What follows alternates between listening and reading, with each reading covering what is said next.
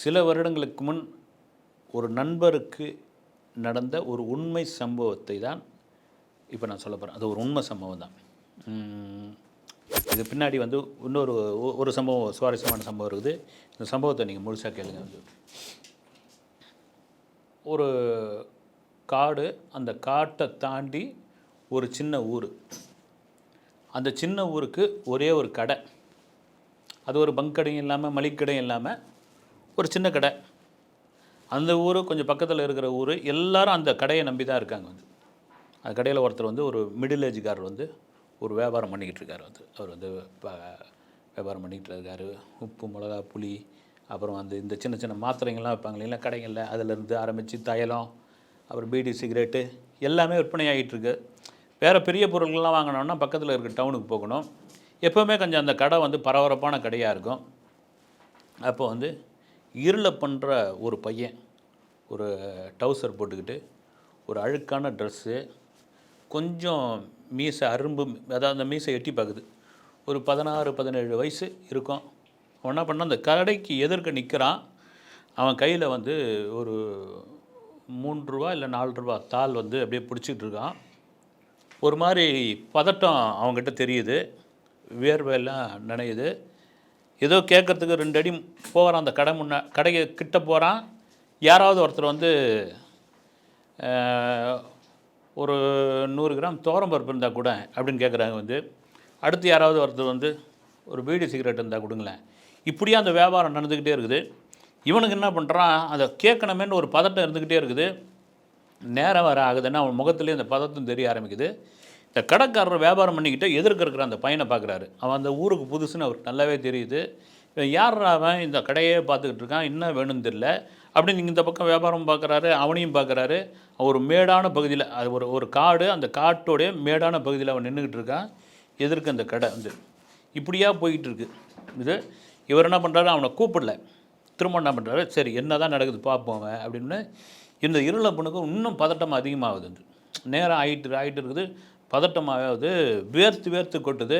அவன் முகமே நல்லா காட்டி கொடுக்குது. வந்து அந்த பதட்டத்தில் வந்து காட்டி கொடுக்குது. அந்த வழியாக போகிறவங்க வந்து அப்படி போவாங்க இல்லைங்களா, அந்த ஊரில் போகிறவங்க வந்து யாராவது, பெரும்பாலும் அந்த ஊருங்களில் வந்து புது ஆள் யாராவது இருந்தால், என்னப்பா என்ன ஊர் நீ, எந்த ஊர் தம்பி அப்படின்னு கேட்பாங்க.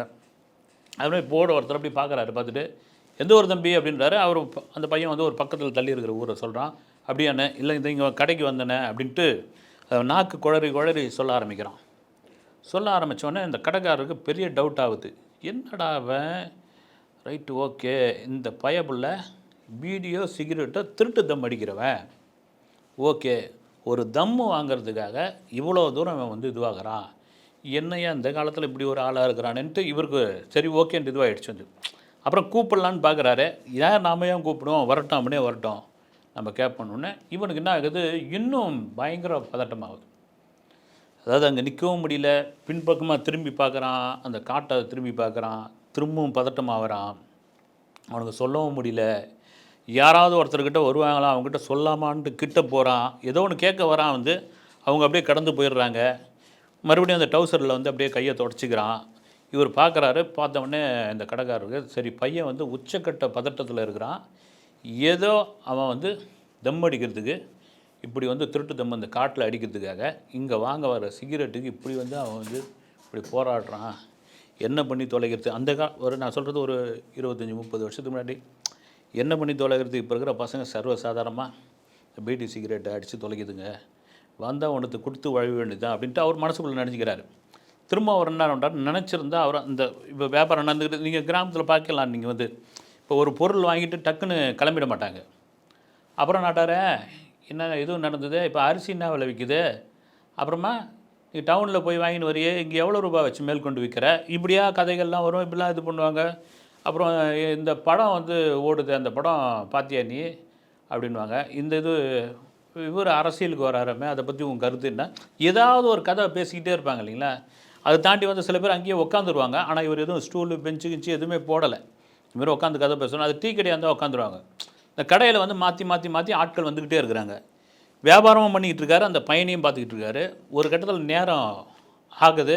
ஆனவனே இவரால் பொறுக்க முடியாமல் அப்படி நிமிர்ந்து பார்த்து இங்கே வாடா அப்படின்னு சைகை பண்ணுறாரு. சைகை பண்ணோடனே இவனுக்கு கொஞ்சம் அப்படியே திருப்தி இதுவாகுது மனசு. ஆனாலும் ஒரு பதட்டமாகுது. அந்த நபரை பார்க்கும்போது அவனுக்கு மனசில் நான் இருந்து அப்பாவுடைய வயசு இருக்கும் இவருக்கு அப்படின்ற ஒரு ஒரு பதட்டம் இன்னும் அதிகமாகுது.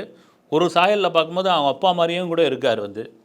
என்னடா அதுன்ட்டு இவன் மறுபடியும் என்ன பண்ணுறான், அந்த கையில் இருக்கிற காசு வந்து அந்த தாள் வந்து கிட்டத்தட்ட வேர்வையில் நனைஞ்சே போயிடுச்சு. அது நனைஞ்சு போனது எடுத்து என்ன பண்ணுறான், மறுபடியும் டவுசரில் வச்சு அப்படி ஒத்தனம் கொடுக்குறான். இவர் டேய் தம்பி இங்கே வாடா அப்படின்றார் மறுபடியும். இல்லை வாடா இங்கே, எவ்வளோ நேரம் நான் நின்றுட்டு இருப்பேன், இங்கே வாடா அப்படின்ட்டு அவன் அப்படி இறங்கி போகிறான். போனோடனே 2-3 சிகரெட்டு பிராண்டோட பேர் சொல்கிறாரு. ஒரு பீடி பிராண்டோட பேரை சொல்கிறாரு.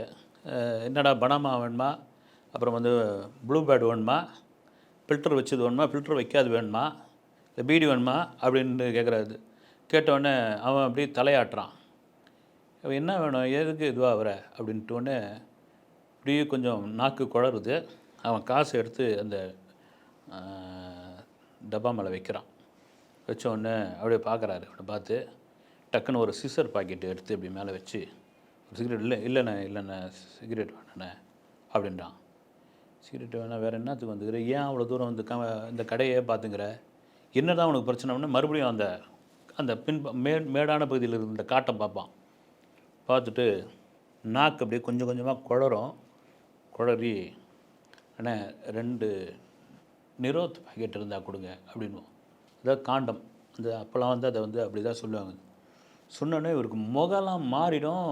கொஞ்சம் கோபத்தோடைய உச்சிக்கே போவார். அது அந்த சமயத்தில் பெரிய நீங்கள் வந்து அந்த வார்த்தையெல்லாம் சொல்லவே முடியாதுங்க. வந்து இந்த 90 காலகட்டங்கள்லாம் வந்து அவன் குழந்தைகிட்ட தான் சொல்லுவான். இன்னொரு முறை சொல்லு அப்படின்னு வரும். வந்து இன்னொரு முறை சொல்லு, கேட்கல அப்படின்னு மறுபடியும் திக்கும் அவனுக்கு. திக்கி மறுபடியும் அதை வந்து அழுத்தமாக சொல்லுவான். சொன்னோடனே அப்படி பார்ப்பார். கலிகாலண்டா அப்படின்ட்டு தலையில் அடிச்சுவார்.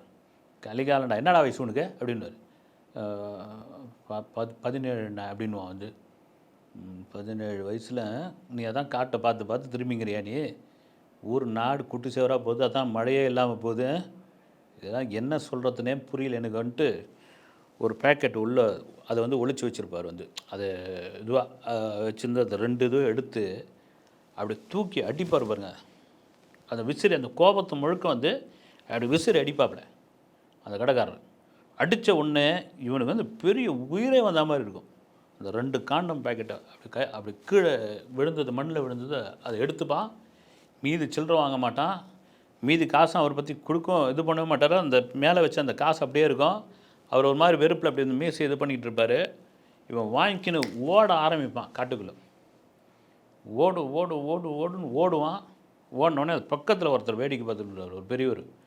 அவர் பார்ப்பார். வந்து கடைக்காரரே பார்த்தியா பயப்புள்ள எவ்வளோ வேகமாக போகிறான்னா, இடம் விடு பெருசு, இதெல்லாம் வந்து களி முத்தி போச்சு பெருசு, என்ன பண்ண முடியும், ஒன்றும் பண்ண முடியாது, விட்டுத்தல், என்ன பண்ணி தொலைக்கிறது, இதெல்லாம் விற்கக்கூடாதுன்னு பார்த்தா கூட கவர்மெண்ட்டே விற்கவில்லைன்னு சொல்கிறாங்க, நான் விற்றுக்கிட்டு இருக்கேன், பார்க்குறோம் இந்த சின்ன பசங்க பூரா இப்படி வாங்கிட்டு போகிறானுங்களே, என்ன பண்ணி தொலைக்கிறது அப்படின்னு வரும்.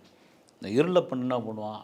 அந்த 2 காண்டம் பாக்கெட் எடுத்துன்னு ஓடுன்னு சந்து பொந்து எல்லாத்துலேயும் ஓடி கடந்து சவுக்கு தோப்பெல்லாம் தாண்டி ஒரு தார் ரோடு ஒன்று வரும். மானசப்பு தான் வரும்.